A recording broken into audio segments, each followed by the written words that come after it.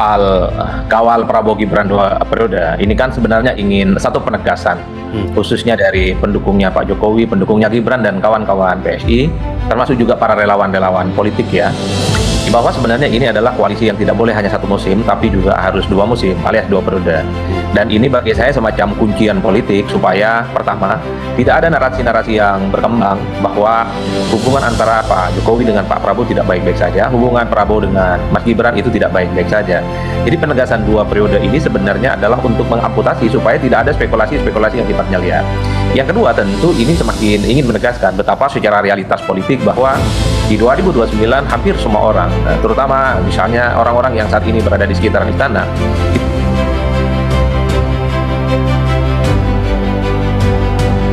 beberapa waktu yang lalu kita mendengarkan bersama pernyataan dari Presiden ke-7 Republik Indonesia Joko Widodo yang menyatakan bahwa harus mengawal Presiden Prabowo Subianto dan Wakil Presiden Gibran Rakabuming untuk 2 periode. Pernyataan ini sebenarnya ditujukan kepada para kader PSI. Tapi ternyata banyak sekali yang merespon, partai koalisi dan juga partai oposisi, ataupun juga banyak sekali masyarakat yang langsung melakukan respon-respon. Ada yang respon positif, ada juga respon yang negatif, dan ada yang merasa bahwa ini sebenarnya tidak perlu. Nah, inilah yang akan kita bahas. Apakah perlu kita mengawal Presiden Prabowo dan Wakil Presiden Gibran ini hingga 2 periode? Apakah mungkin kawalan ini dilakukan dan apakah akan bertahan sampai 2 periode? Pertanyaan-pertanyaan seperti ini yang akan kita bahas dalam liputan Amtalks kali ini. Sudah ada 2 narasumber saya yang bergabung melalui Zoom. Yang pertama adalah Muhammad Rahmat, Sekjen dari Relawan Jokowi. Halo Mas Rahmat. Halo, selamat pagi Mas Jati. Halo. Selamat pagi. Dan satu lagi narasumber yang sudah bergabung juga melalui Zoom adalah Mas Adi Praitno, Direktur Eksekutif Parameter Politik Indonesia. Halo Mas Adi. halo Mas Jati, Baik. halo Bang Rahmat. Mas Rahmat dan Mas Adi sudah bergabung bersama kami di sini. Mas Rahmat terlebih dahulu, Mas, kita sudah mendengarkan bersama ya pernyataan dari Pak Jokowi yang menyatakan bahwasannya kader PSI harus mengawal Prabowo Gibran ini sampai 2 periode. Ini sebenarnya kalau kita lihat-lihat lagi apa yang terjadi pada pernyataan ini. Ketika pernyataan ini dikeluarkan itu ada sebenarnya sejumlah peristiwa-peristiwa lain yang terjadi. Kita tahu ada ketika itu pengawal atau sespri dari Pak Prabowo yang bertemu dengan Jokowi, kemudian Didit yang bertemu dengan Pak Prabowo, ada juga pertemuan-pertemuan lain ketika Roy Suryo, Dr. Tifa yang tadinya akan ditangkap, kemudian dirilis oleh kejaksaan. Ini ada beberapa peristiwa-peristiwa politik yang sejalan ketika pernyataan Pak Jokowi ini dikeluarkan. Apakah Anda melihatnya ini merupakan sebuah peristiwa yang saling berkaitan? Ya, terima kasih Mas Jati, Mas Adi, apa kabar semua masyarakat Indonesia. Saya ingin membuka dengan satu fakta yang tidak bisa diperdebatkan, di mana 80,9% rakyat Indonesia itu menyatakan puas dengan 100 hari pemerintahan Bapak Prabowo dan Gibran. Dan kepuasan tertinggi itu justru dari kalangan bawah, itu sebesar 84,7%. Nah, ini bukan katanya relawan, tetapi ini adalah hasil survei dari Litbang Kompas. Itulah yang membuat kami yakin ya untuk mendukung keberlanjutan pemerintahan dari Bapak Presiden Prabowo dan Gibran. Bukan karena ambisi kekuasaan siapapun, tetapi karena program untuk rakyat yang sudah dirasakan oleh jutaan masyarakat Indonesia ini tidak boleh berhenti di tengah jalan begitu. Nah, kalau kita lihat nih Mas Jati, tingkat pengangguran sudah turun ke level hampir 5% ya. Dan ini adalah angka terendah sejak krisis ekonomi tahun 1998. Artinya ada kemajuan yang luar biasa di pemerintahan Bapak Prabowo dan Gibran ini. Kemudian program makan bergizi gratis, walaupun ada kasus gitu ya, tetapi secara umum ini menyentuh jutaan rakyat Indonesia, anak sekolah di Indonesia. Sekolah rakyat juga sudah berdiri lebih dari 100 titik. 80.000 koperasi juga sudah mulai dibangun, walaupun ada kasus di mana koperasi itu dibangunnya tidak di tempat yang baik, yang semestinya. Tetapi secara garisan besar program-program ini dirasakan manfaatnya oleh rakyat, sehingga program ini menurut hemat kami tidak boleh berhenti di tengah jalan. Karena itu pandangan kami para relawan punya komitmen penuh untuk mendukung Bapak Presiden Prabowo dan Mas Gibran untuk 2 periode. Nah, Mas Rahmat, tadi kan Mas Rahmat menjelaskan ya 80,9% rakyat Indonesia puas dengan apa yang dilakukan oleh Prabowo Gibran. Kemudian pengangguran turun 5%. MBG meskipun ada yang dievaluasi tapi berjalan sudah banyak sekali yang merasakan manfaatnya. Ini kan suatu hal yang positif sebenarnya. Tapi kenapa di tengah hal yang positif sedang berjalan muncul pernyataan bahwa kawal Prabowo Gibran. Ini rasa-rasanya seperti ada sesuatu yang genting gitu. Apakah Pak Jokowi merasakan bahwa ada hubungan yang tidak harmonis begitu antara Pak Prabowo sama Gibran? Narasi kawal Prabowo Gibran itu bukan ditujukan hubungan harmonis tidak harmonisnya antara Bapak Prabowo dengan Mas Gibran. Justru hubungan Pak Prabowo dengan Gibran dengan Wakil Presiden ini kami melihat adalah hubungan harmonis yang sangat kuat antara Presiden dengan wakilnya setelah 1 tahun pemerintahan. Yang narasi kawal pemerintahan Pak Prabowo dan Gibran itu justru ditujukan untuk untuk kelompok luar yang ingin pemerintahan ini tidak selesai tuntas sampai 2029. Itu yang harus kita Siapa, kawal. Mas? Ya, kelompok-kelompok itu sudah terdeteksi baik oleh negara maupun oleh kita relawan ya. Sudah diketahui dan saya yakin dan percaya Presiden juga sudah mendeteksi kelompok-kelompok itu yang langkah-langkahnya dari tahun lalu itu terus melakukan uji coba untuk memecah pemerintahan ini, bahkan untuk menghentikan pemerintahan ini di tengah jalan, tapi selalu gagal dengan berbagai cara, gagal lagi. Kegagalan ini menurut hemat kami lama-lama akan mencapai puncaknya dan aktor-aktor politik intelektual di belakangnya ya akan ketahuan juga pada akhirnya. Tadi ketika saya bicara ke Mas Rahmat terkait dengan harmonisasi antara Prabowo Gibran, Mas Adi sempat ketawa. Kenapa, Mas? Ya, bagi saya kalau soal kawal Prabowo Gibran 2 periode, ini kan sebenarnya ingin satu penegasan, khususnya dari pendukungnya Pak Jokowi, pendukungnya Gibran dan kawan-kawan PSI, termasuk juga para relawan-relawan politik ya, bahwa sebenarnya ini adalah koalisi yang tidak boleh hanya 1 musim, tapi juga harus 2 musim, alias 2 periode. Dan ini bagi saya semacam kuncian politik supaya pertama, tidak ada narasi-narasi yang berkembang bahwa hubungan antara Pak Jokowi dengan Pak Prabowo tidak baik-baik saja, hubungan Prabowo dengan Mas Gibran itu tidak baik-baik saja. Jadi penegasan 2 periode ini sebenarnya adalah untuk mengamputasi supaya tidak ada spekulasi-spekulasi yang sifatnya liar.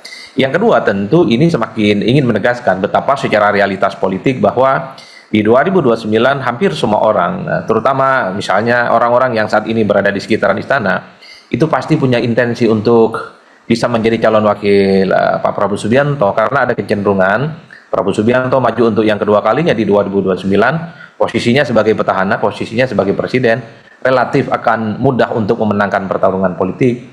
Karena itulah Mas Jati, saya melihat justru bicara tentang inner circle kekuasaan politik Pak Prabowo hari ini hanya sebatas berebut siapa yang sebenarnya bisa mendapatkan tiket untuk menjadi calon wakil presiden Pak Prabowo Subianto. Jadi dalam konteks itulah kemudian ya kawan-kawan relawan politik seperti Bang Rahmat, seperti PSI ingin memberikan proposal politik lebih awal dibandingkan dengan yang lain. Saya kira yang lain juga pasti punya keinginan, cuman tidak diungkapkan sevulgar seperti yang disampaikan oleh relawan dan kawan-kawan PSI soal Pak Prabowo dan Gibran 2 periode. Jadi ini bagi saya adalah kacamata politik yang cukup realistis. Betapa memang pertarungan di 2029 itu ya sudah dekat sebenarnya. Jadi tidak mengherankan diskursus soal Prabowo Gibran 2 periode ya terus bergema hingga saat ini. Jadi tidak terlalu dini ya, walaupun misalnya tadi sampai dipaparkan oleh Mas Rahmat, capaian-capaiannya menarik sekali gitu ya, 80-an% masyarakat bawah puas dengan Pak Presiden, terus kemudian pengangguran berkurang. Ini kan sebenarnya secara variabel-variabelnya sangat-sangat aman gitu Mas. Tapi benarkah ini tidak terlalu dini? Ya kan bagi kita itu kalau bicara tentang politik elektoral, bicara tentang pilpres, dukung mendukung, coblos mencoblos, kalau diomongkan jauh-jauh hari itu kan dianggap aneh, dianggap tabu. Justru bagi saya itu semua partai politik, semua orang yang punya kepentingan ingin berkompetisi di 2029, entah itu menteri, entah itu wakil presiden, entah itu ketua umum partai, atau pejabat-pejabat publik di negara kita yang ingin bertanding, nggak apa-apa deklarasi hingga mulai saat ini, nggak ada persoalan. Justru publik akan menilai secara detail dari saat ini apa plus minus dan kekurangannya, sehingga exposure politiknya itu tidak ujuk-ujuk di akhir jelang pencoblosan di 2029. Yang salah itu adalah kalau kemudian bicara tentang pilpres saat ini tidak ngapa-ngapain, tidak berbuat sesuatu untuk kepentingan rakyat. Kalau saya sih melihat kecenderungan rata-rata secara umum, ya orang-orang yang bicara tentang 2029, bagaimana meningkatkan elektabilitas, bicara tentang 2 periode, ya semua mereka itu masih bekerja sesuai dengan tanggung jawab politiknya masing-masing. Itulah yang saya kira kita juga harus berani mengungkap bahwa ketabuhan-ketabuhan politik yang selama ini itu dianggap aneh, dianggap curi start, dianggap faktor kedinian. Bagi saya justru itu aneh. Politisi itu harus 26 jam bekerja, bukan hanya menjelang pemilu saja. Mas Jati, yang ingin saya katakan adalah kenapa publik agak kurang respect kepada politisi? Kenapa persepsi publik kepada pejabat-pejabat publik dan partai politik itu rendah? Karena partai dan pejabat publik dan para politisi itu hanya dianggap bekerja 5 tahun sekali menjelang pemilu. Jadi bagi saya ini adalah momentum loh bagi siapapun untuk bicara 2029, sehingga mulai saat ini bicara hal-hal yang sifatnya besar. Jadi orang-orang seperti Mas Gibran atau siapa yang punya intensi harus bicara tentang gagasan-gagasan besarnya, sehingga publik bisa men-tracking apakah gagasan yang disampaikan mulai saat ini masuk akal atau tidak ketika dia itu maju dalam kompetisi, dalam pemilihan. Oleh karena itu bagi saya ini adalah kacamata politik biasa-biasa saja. Yang perlu dikritik itu adalah ketika para relawan politiknya Pak Jokowi, relawan politiknya Mas Gibran, kawan-kawan PSI, ketika ngotot usung Prabowo Gibran 2 periode nggak ngapa-ngapain. Kerjaannya cuma ini aja terus, kampanye ini terus, tapi tidak berbuat sesuatu untuk kepentingan rakyat. Tidak turun ke rakyat, tidak turut serta misalnya bagaimana upaya untuk menurunkan rupiah, bagaimana meningkatkan kapasitas ekonomi, akses terhadap pekerjaan diabaikan. Kalau itu yang dilakukan layak, bahwa usulan 2 periode ini hanya sebatas orientasi kekuasaan politik biasa. Tapi kalau di negara kita ada kecenderungan, dia bicara politik dan pemilu, tapi pada bersamaan dia bekerja biasanya. Sekalipun pekerjaannya itu penuh dengan pencitraan dan keinginan untuk mendapatkan dukungan sebenarnya. Ya dalam politik memang ujung-ujungnya adalah dukungan politik. Ya.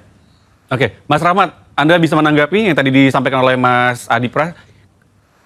Ya, pertama saya setuju dengan Mas Adi ya bahwa kelompok-kelompok yang mengkritik pemerintahan yang sah, itu pasangan Pak Prabowo dengan Mas Gibran sekarang, itu belum waktunya untuk mengkritik pemerintahan. Tunggulah 2029 ketika musimnya nanti udah dibuka, yang pengen mau jadi presiden atau yang sudah merasa mau jadi wakil presiden, nah di situ ajangnya, bukan saat sekarang. Saya setuju dengan itu. Yang kedua, soal politisi yang bekerjanya dadakan. Saya juga setuju dengan Mas Adi. Politisi itu memang harus berbuat dari jauh-jauh hari ke rakyat. Tidak boleh dadakan. Tidak boleh hanya numpang kereta gitu. Tidak boleh hanya mencaplok-caplok kesuksesan pemerintah gitu. Saya setuju dengan Mas Adi dalam hal itu.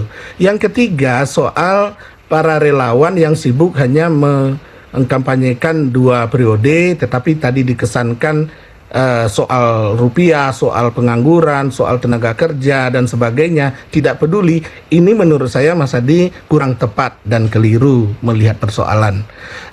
Kita para relawan baru saja keliling ke daerah. Saya baru minggu lalu dari Lampung menanyakan ke masyarakat di sana bagaimana yang dirasakan oleh ibu-ibu di Lampung soal makan bergizi gratis. Ternyata ada soal makan bergizi gratis ini betul-betul dirasakan oleh ibu-ibu di Lampung, di mana anaknya ada 5 orang dan semuanya bisa diselesaikan makan siang anaknya itu di sekolah. Dan mereka hanya makan 2 kali sehari, siang di sekolah, nanti malam di rumah. Jadi program yang dilakukan oleh Bapak Presiden itu betul-betul menyentuh rakyat bawah, dan harapan mereka, saya tanya ke masyarakat, ke ibu-ibu ini, apakah program MBG ini ibu setuju dihentikan? Malah ibu-ibu ini menyampaikan, Pak jangan. Malah mereka berurai air mata gitu ya. Walaupun di samping itu ibu-ibu ini juga tiap bulannya menerima dari kartu tunjangan dari pemerintah sebesar Rp600.000 dan itu sangat membantu mereka gitu. Jadi, nah kembali ke persoalan rupiah yang turun. Nah ini tentu ada couplingnya Kementerian Keuangan yang harus bekerja sama dengan BI, bukan couplingnya relawan gitu kan. Kemudian soal tenaga kerja. Ini adalah tugasnya dari Kementerian Tenaga Kerja, bagaimana berkolaborasi dengan Kementerian Perdagangan, dengan Kementerian Industri, supaya sektor real kita tumbuh, ekspor kita meningkat, lapangan kerja bertambah. Ada pembantu-pembantu presiden yang kita harapkan ini betul-betul bekerja sesuai dengan arahan Bapak Presiden. Tentu sekali lagi ini bukan couplingnya para relawan. Relawan tugasnya adalah mengawal pemerintahan ini agar program Bapak Presiden itu betul-betul berjalan di bawah, dan yang tidak menjalankan dengan baik kita mendukung, dipenjarakan seperti MBG ya, di pelaku korupsi MBG dipenjarakan, dipecat oleh Bapak Presiden, dan kita dukung 100%. Penegakan hukum di Indonesia tidak boleh pandang bulu. Jadi ketika program-program unggulan Bapak Presiden implementasi di lapangannya belum sesuai dengan yang diharapkan, maka kita dorong untuk dilakukan audit. Apakah itu program makan gratis ataupun program koperasi Desa Merah Putih. Kalau ada yang salah, audit yang melanggar hukum. Oke, sesuai Mas Rahmat, kalau tadi Anda menyatakan bahwasannya relawan akhirnya bekerja, ini tadi untuk merespon apa yang disampaikan oleh Mas Adi Praitno ya, bahwa ternyata relawan bekerja. Tadi kritiknya dari Mas Adi. Tapi apakah hanya menyerap aspirasi seperti tadi yang dikatakan oleh Mas Rahmat saja? Apakah teman-teman relawan ini juga ikut mengkampanyekan apa yang tadi disampaikan oleh Pak Jokowi untuk mengawal Prabowo Gibran ini sampai 2 periode? Konteks mengawal pemerintahan Bapak Prabowo Gibran itu adalah mendukung program kerakyatan dari Bapak Prabowo dan Gibran, bukan mengkritik buta. Ini yang kita lakukan, Mas Jati. Jadi kita mengawal program unggulan ini karena betul-betul dirasakan oleh rakyat, dan rakyat menginginkan program ini berlanjut, tidak hanya berhenti di 2029, tetapi mereka ingin berlanjut. Contohnya pendirian koperasi yang sekarang 80.000. Ini butuh tahapan. Pengelolanya butuh dilatih. Tidak bisa instan dirasakan oleh rakyat di 2029 hasilnya udah kelihatan secara merata di nasional kita. Belum. Mungkin 20%, 30% udah ada manfaatnya yang dirasakan. Nah, karena itu agar manfaatnya ini bisa dirasakan 100% oleh rakyat Indonesia, maka pemerintahan Pak Prabowo Gibran ini perlu 2 periode. Oke. Nah, ini kayak akan membacakan sejumlah suara dari partai politik koalisi yang menanggapi apa yang dinyatakan oleh Pak Jokowi terkait dengan mengawal Prabowo Gibran hingga 2 periode. Demokrat mengatakan bahwasannya ini terlalu dini ketika pernyataan ini disampaikan untuk membicarakan Pilpres 2029. Kemudian PKB sempat juga menyatakan bahwa sebenarnya lebih fokus saja untuk mensukseskan program pemerintah, karena ketika mencoba untuk mengatakan hal-hal yang berkaitan dengan Pilpres 2029 ini justru bisa menghambat program pemerintah. Kemudian PKS yang menyatakan bahwasanya boleh saja sebenarnya dibicarakan seperti ini, tapi harus diingat bahwa presidennya Pak Prabowo. Sebenarnya kita lihat dari beberapa partai politik koalisi itu menyatakan hal-hal yang sebenarnya tidak ingin mengomentari. Nah, sudah bergabung ini di tengah-tengah dialog kita ada Bang Ahmad Doli Kurnia, Wakil Ketua Umum Partai Golkar. Bang Doli, terima kasih sudah bergabung bersama 56 Talks. Di sini sudah ada Mas Rahmat dari Sekjen Rejo dan juga Mas Adi Praitno, Direktur Eksekutif PPI. Bang Doli, tadi barusan saya membacakan ya respon dari partai koalisi terkait dengan pernyataan Pak Jokowi untuk mengawal Prabowo Gibran 2 periode. Nah, tadi saya belum baca ini responnya dari Partai Golkar. Sekalian aja saya tanyain, kalau dari Golkar seperti apa sih responnya melihat pernyataan Pak Jokowi? Iya, kalau kita lihat sebetulnya secara lebih cermat pernyataan Pak Jokowi yang disampaikan oleh PSI itu kan itu menegaskan dukungan terhadap kepemimpinan Pak Prabowo ya, tentu bersama Pak Gibran untuk kita bisa sukseskan sampai tahun 2029 gitu. Dan sekaligus itu menepis kalau selama ini ada yang membuat stigma atau isu tentang 2 matahari gitu ya misalnya, dan kemudian berupaya ya mempertentangkan selalu antara Solo dengan Hambalang. Nah, itu ditepis oleh pernyataan Pak Prabowo itu, Pak Jokowi, maaf. Nah, yang kedua, kalau bicara tentang soal Pilpres tahun 2029, ya, ya tentu kita menghargai setiap pandangan, kemudian pernyataan, apalagi keinginan masing-masing partai politik ya. Saya kira kalau PSI kemudian menegaskan bahwa nanti akan ada periode kedua dari dua pasangan ini, ya kita menghormati saja itu sebagai partai yang tentu punya kedaulatan sendiri gitu. Nah, tapi kalau Golkar, pertama kami menegaskan kembali bahwa Golkar pada Pilpres tahun 2029 kita sudah putuskan bahwa kita akan mencalonkan lagi Pak Prabowo sebagai calon presiden, dan itu sudah diputuskan pada forum rapat pimpinan nasional tahun 2024 yang lalu. Nah, tetapi bukan hanya itu saja. Dalam perjalanannya kami melihat perkembangan ya, tentu pernyataan dukungan itu bukan hanya harus disampaikan secara verbal saja, tetapi juga harus ada tindak lanjutnya. Tindak lanjutnya adalah ya kalau kita ingin nanti kembali mencalonkan Pak Prabowo, tentu kita ingin citra, terus kemudian posisi penilaian masyarakat itu harus positif terhadap Pak Prabowo. Nah, makanya oleh karena itu kami sudah menginstruksikan kepada seluruh jajaran, termasuk mulai dari DPP sampai ke bawah, baik dari kader-kader yang mulai ada di kabinet, di DPR, kepala daerah dan seterusnya. Ya, mari kita mensukseskan program-program yang dilaksanakan oleh Pak Prabowo ya, agar ya bisa kita kawal, kita sukseskan dan deliver ya kepada masyarakat. Sehingga kalau memang itu betul-betul bisa dirasakan oleh masyarakat manfaatnya, itulah obligasi yang paling cukup sebenarnya untuk kemudian kita bisa mencalonkan kembali kepada calon Pak Prabowo, tidak hanya sekedar pernyataan, kira-kira gitu. Oke, Bang Doli, menarik. Dari tadi Anda menyatakan bahwa sudah diputuskan bahwa Golkar ini akan mendukung Prabowo sebagai calon presiden 2029. Tapi nggak muncul nih nama Gibran sebagai cawapres 2029. Apakah artinya bahwa Golkar nantinya akan mengajukan nama untuk cawapres 2029? Nah, ini saya tadi mau lanjutkan. Nah, soal wakilnya siapa ya, tentu nanti akan kita bicarakan ya, akan kita bicarakan pada waktunya ya, pada waktu yang tepat. Kapan, dan Bang? Kalau biasanya kalau segini, kalau wakil presiden itu kan selalu akan setiap menjelang pilpres selalu dibicarakan pada saat-saat menjelang perhelatan pilpres itu. Dan yang kedua itu sangat tergantung dari calon presidennya. Nah, jadi kami sebetulnya menyerahkan nanti ya, soal wakil presiden itu dibicarakan di tingkat partai politik pendukung, dan tentu finalnya itu adalah keputusan dari Pak Prabowo sebagai calon presiden untuk periode yang kedua nanti. Walaupun ya kalau kemudian nanti periode ini sukses 5 tahun ya, kami juga tentu memberikan rekomendasi kepada Pak Prabowo untuk mempertimbangkan pasangan ini untuk bisa tetap bersama gitu. Oh, oke, berarti kemungkinannya akan mendukung Prabowo Gibran begitu ya. Mas Adi, kan kalau kita lihat sebenarnya Golkar ini termasuk partai besar gitu ya, ada di 3 besar perolehan kursi di DPR. Anda melihatnya, apakah Golkar cukup potensial untuk mengajukan nama di cawapres, di posisi cawapres nanti 2029? Ya, kalau kita bicara tentang Golkar sebagai partai politik besar ya, bukan hanya soal cawapres sebenarnya yang sangat layak dan pantas. Bahkan mengusung calon presiden pun juga cukup rasional.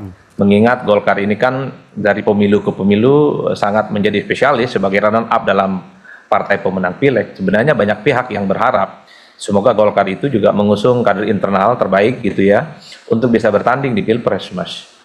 Itu kan yang sebenarnya harus ada momentum yang ingin dibaca oleh publik dalam konteks itu. Apalagi misalnya soal kemungkinan ambang batas presiden di 2029 itu kan zero sesuai dengan putusan Mahkamah Konstitusi. Itu yang saya sebut sebagai idealitas di atas kertas, karena mengingat Golkar adalah partai besar dan putusan Mahkamah Konstitusi.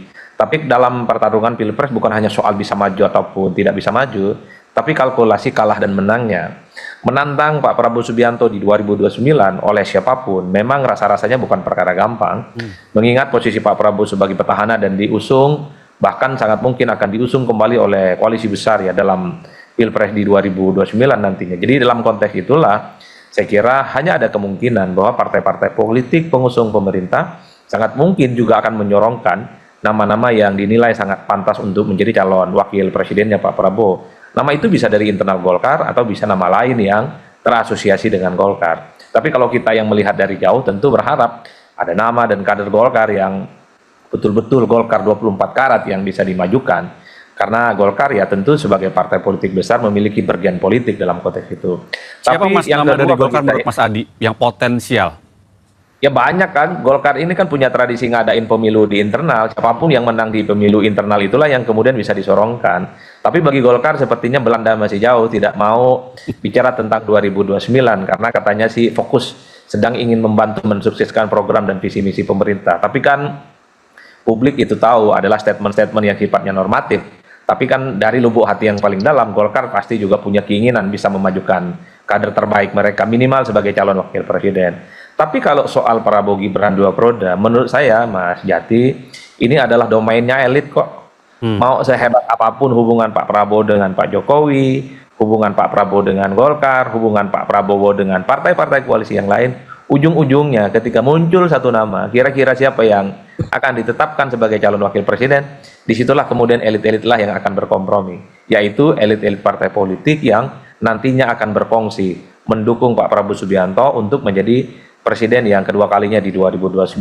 Karena per hari ini rata-rata secara umum partai politik koalisi pemerintah tak ada satupun yang mengamini Prabowo Gibran itu dua periode. Bahwa Pak Prabowo dua periode, ya Golkar setuju, Nasdem setuju, Demokrat setuju, PAN setuju, semua setuju partai koalisi.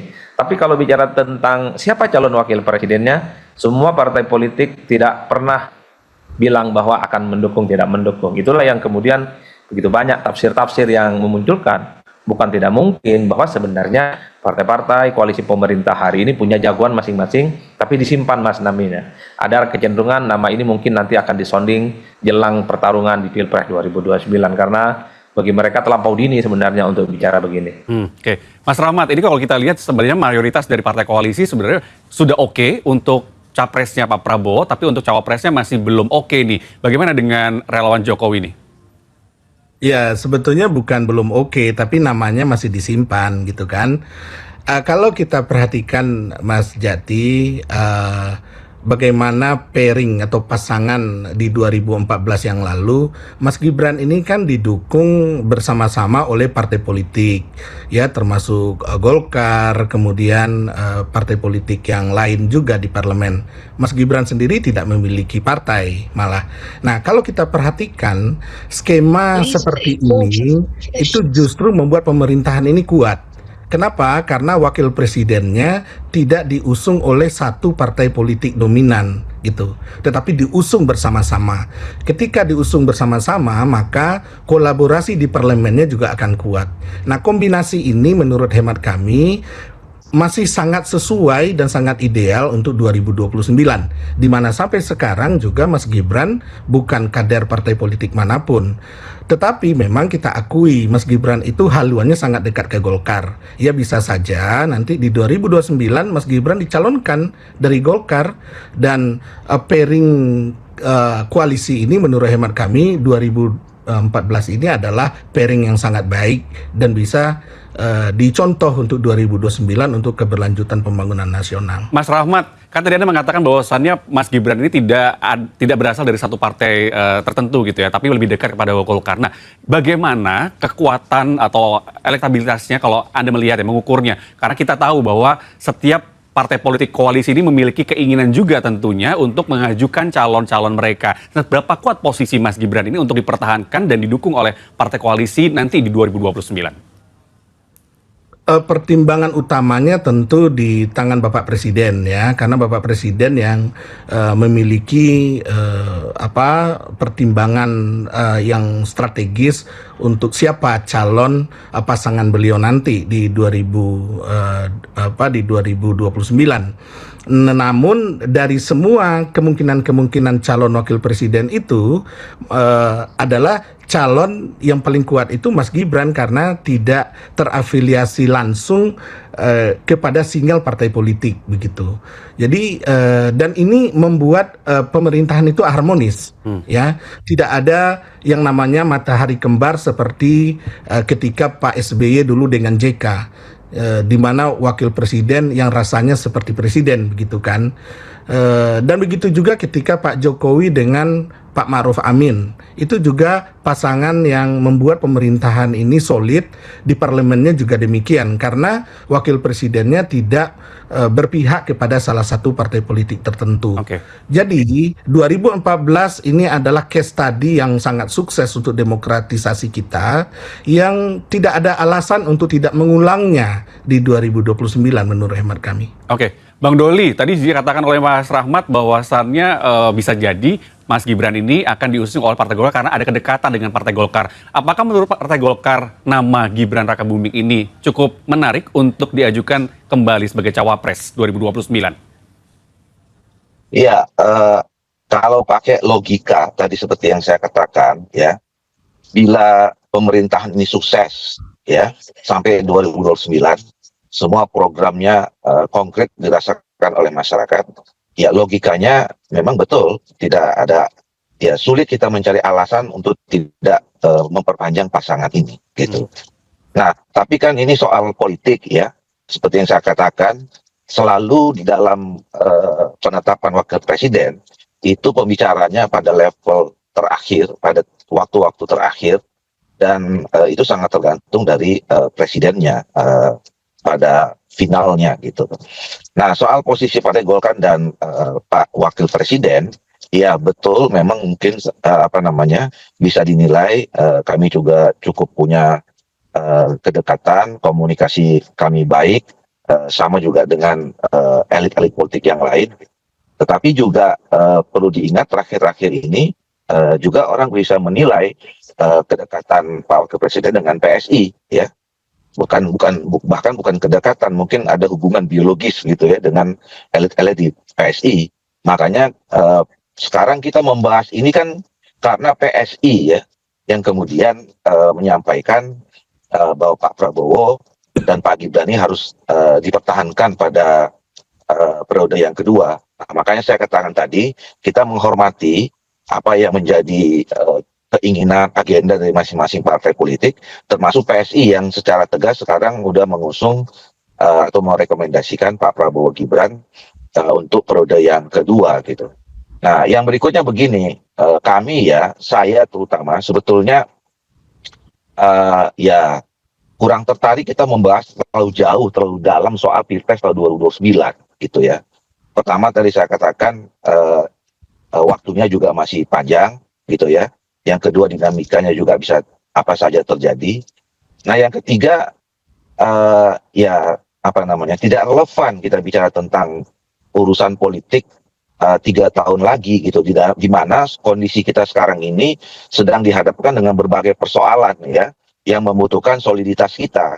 Jadi kalau kita terlalu jauh, terlalu dalam bicara tentang soal pemetaan politik, siapa figur yang akan kita calonkan, ya saya khawatir energi kita itu akan terkuras ke sana, yang sementara ini energi kita dibutuhkan untuk menyelesaikan berbagai persoalan yang sekarang tidak mudah kita hadapi, gitu. Okay. Nah, itu yang saya katakan tadi bahwa ya kita coba linearkan saja, ya. Misalnya kami ingin mendukung atau mencalonkan Pak Prabowo lagi di periode yang kedua. Nah, caranya adalah karena kita saat ini sedang menghadapi masa-masalah yang belum baik, gitu ya. Ya kita bantu Pak Prabowo-nya untuk mensukseskan program-program pemerintah, dan itu juga bukan hanya sekedar untuk bagian dari pencalonan periode kedua, tapi memang itu kepentingan bangsa, negara, dan rakyat kita yang sekarang sedang harus kita bantu, gitu, menghadapi masalah yang kita hadapi sekarang. Bang Doli, kapan waktu yang tepat untuk membicarakan soal ini atau perdebatan adalah siapa capres cawapresnya? Karena tadi kalau Mas Adi sempat mengatakan bahwa sebenarnya ini nggak ada masalah karena pembicaraan soal cawapres atau politik seperti ini adalah domainnya elit politik. Jadi kalaupun sekarang ini disampaikan atau mulai dimunculkan nggak ada masalah, gitu. Iya, nggak ada masalah. Cuman nggak usah didiskusikan terlalu dalam dan terlalu sering, gitu ya. Nah, nanti toh juga finalisasinya nanti menurut saya ya menjelang tahun 2009, ya. Pertama misalnya apa alasannya? Kita sekarang sedang mau menyusun revisi Undang-Undang Pemilu yang sampai sekarang belum selesai-selesai. Jadi aturan mainnya aja belum fix.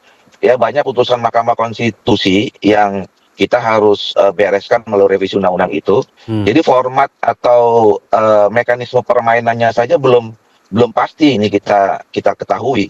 Misalnya soal putusan Mahkamah Konstitusi yang menghilangkan ambang batas calon presiden wakil presiden.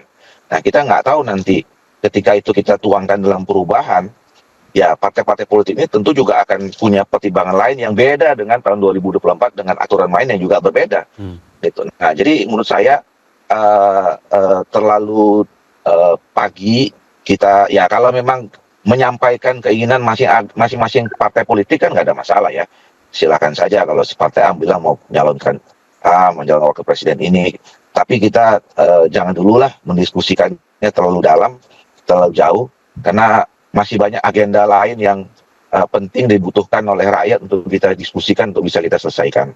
Oke, Mas Adi, bagaimana nih Mas? Kan kalau dilihat tadi banyak yang sebenarnya udah terlalu dini. Tadi kan Mas Adi di awal sempat mengatakan bahwa nggak masalah dari sekarang pun. Jadi kira-kira yang paling tepat kita untuk bicarakan ini lebih dalam lagi dan untuk menggali potensi-potensi, kira-kira siapa nama-nama yang akan punya potensi untuk maju di 2029, kapan Mas?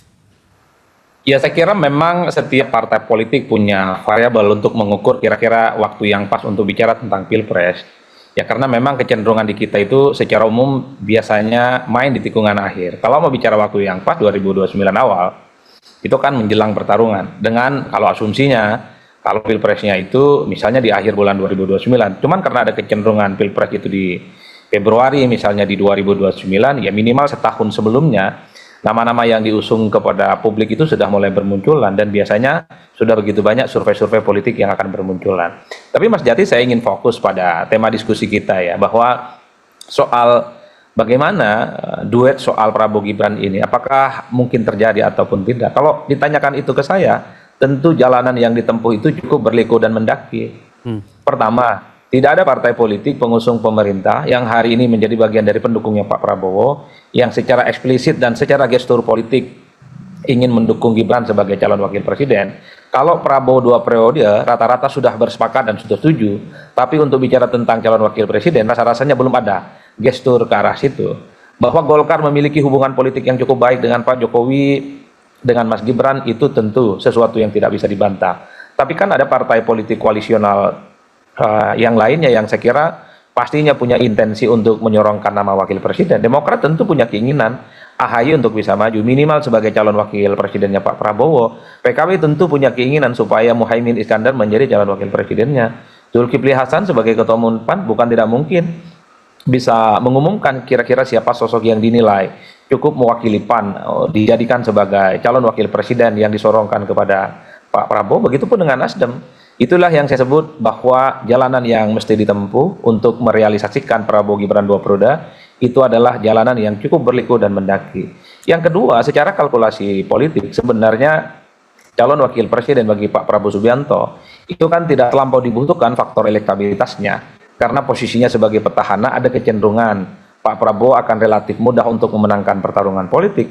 Wajar kalau kita melihat korespondensi historisnya, presiden yang sedang berkuasa, presiden petahana, maju yang kedua kalinya, untuk yang kedua kalinya, calon wakil presidennya adalah mereka-mereka yang tidak terlampau populer dan tidak terlampau memperhatikan faktor-faktor elektabilitas.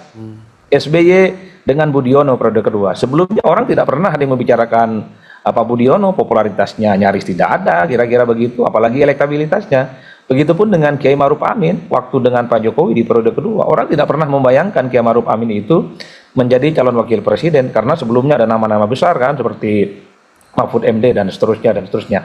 Dua variabel ini yang menurut saya bisa menjadi jalanan yang cukup panjang, berliku dan mendaki, yang mesti ditempuh oleh para relawan Pak Jokowi, termasuk juga kawan-kawan PSI, jika ingin merealisasikan Prabowo Gibran 2 periode. Satu-satunya yang bisa merealisasikan Prabowo Gibran 2 periode adalah soal hutang budi politik atau balas jasa politik kan, karena banyak pihak yang mengatakan bahwa Prabowo hari ini terpilih jadi presiden ya karena berkat kerjasama politik dengan Pak Jokowi di 2024. Pertanyaannya adalah apakah kerjasama itu hanya akan berakhir di 2024 atau akan berlanjut di 2029. Disitulah rumitnya kita menafsirkan bagaimana domain-domain elit. Tapi bagi saya Mas Jati, di atas segala-galanya soal siapa yang akan menjadi pendamping Pak Prabowo Subianto, ya tentu Pak Prabowo sendiri yang akan memiliki referensi politik. Kalau sudah Pak Prabowo berkehendak, Pak Prabowo punya keinginan, rasa-rasanya partai-partai politik yang lain, para pendukungnya itu akan lebih mengikuti dan berkompromi dengan kepentingan presiden. Saya melihatnya begitu. Jadi pendekatannya sangat elit memang kalau kita bicara tentang pilpres, terutama untuk periode yang kedua ini, Mas Jati. Oke, jadi nampaknya kemungkinan itu bisa terjadi, bisa tidak. Tentunya akan melihat bagaimana potensinya nanti menjelang. Kalau tadi Mas Adi Pray menyatakan kira-kira 1 tahun lah ya, sekitar Februari 2028 Ya. itu harus sudah mulai Mas Jati, dimunculkan. saya mumpung ingat. Mungkin kalau Prabowo Gibran 2 periode itu terjadi, mungkin tidak akan ada wacana dan manuver-manuver apapun. Yang menjadi pertanyaan penting itu adalah soal kalau wacana Prabowo dan Gibran itu tidak terjadi, kira-kira apa yang akan dilakukan oleh relawan Jokowi, dilakukan oleh PSI, dan dilakukan oleh Pak Jokowi? Andai Gibran itu tidak menjadi calon wakil presiden Pak Prabowo, apakah tetap akan mendukung Prabowo Subianto lillahi ta'ala tanpa syarat, tanpa harus ada calon wakil presiden, atau justru sebaliknya, Pak Jokowi, PSI, dan para relawan politiknya mempersiapkan Gibran sebagai calon presiden yang akan berhadapan dengan Pak Prabowo Subianto? Karena kalau bicara tentang ini akan terwujud, tentu tidak ada diskusi. Yang justru perlu diantisipasi dan ada diskusi panjang itu, kalau Pak Prabowo tidak 2 periode, apa yang harus dilakukan oleh Pak Jokowi? Itu yang saya sebut sebagai teka-teki yang cukup panjang. Teka-tekinya masih panjang, sepanjang 3 tahun menunggu 2029. Menarik tadi yang Bang terakhir Rahmat dikatakan Mas Adi. Iya, Bang Rahmat tinggal kasih bocoran aja ke kita nih. Mau tetap dengan Pak Prabowo, lillahi ta'ala masuk surga, kira-kira begitu? Oke, Atau ini tentunya juga harus Mas Gibran dipikirkan oleh. sebagai penantang. Oke, Bang Doli juga harus memikirkan nih, pernyataan dari Mas Adi tadi. Bisa jadi kemungkinan itu terjadi ya, tidak lagi bersama, tapi mungkin malah justru berhadapan. Oke, Bapak-Bapak, terima kasih sudah hadir bersama Liputan 6 Talks hari ini untuk membahas terkait dengan Prabowo Gibran 2 periode. Apakah mungkin? Semuanya akan kita tunggu sekitar mungkin 2 tahun dari sekarang. Kita akan coba lagi ya, mungkin kita adakan pembicaraan diskusi lagi seperti ini untuk melihat kira-kira potensi ini apakah masih ada ataukah tidak, atau seperti apa nanti ke depannya. Terima kasih Mas Rahmat, terima kasih Mas Adi, dan juga terima kasih Bang Doli sudah bergabung bersama Liputan 6 Talks hari ini. Sama. Ya, tentunya pertanyaan terkait dengan Prabowo Gibran 2 periode, mungkinkah ini akan bisa dijawab nanti? Tentunya kita akan cermati bersama bagaimana perkembangan dinamika politik yang akan terjadi di masa-masa yang akan datang. Sampai di sini Liputan 6 Talks kali ini, saya Jati Dharma pamit. Salam SCTV.